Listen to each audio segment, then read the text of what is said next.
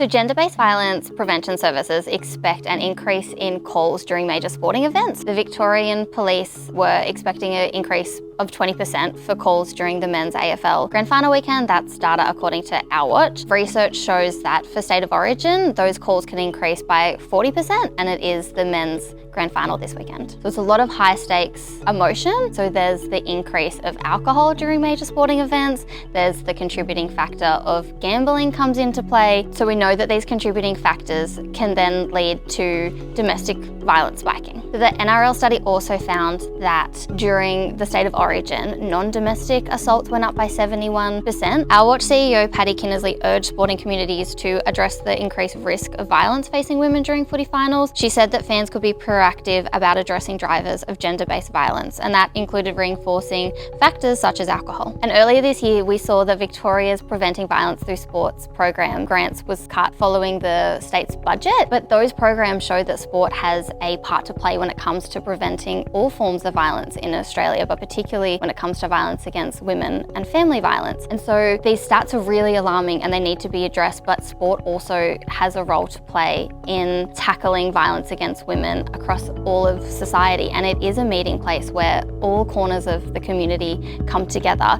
And so we can be really proactive in addressing not just the statistics, but the drivers behind the statistics.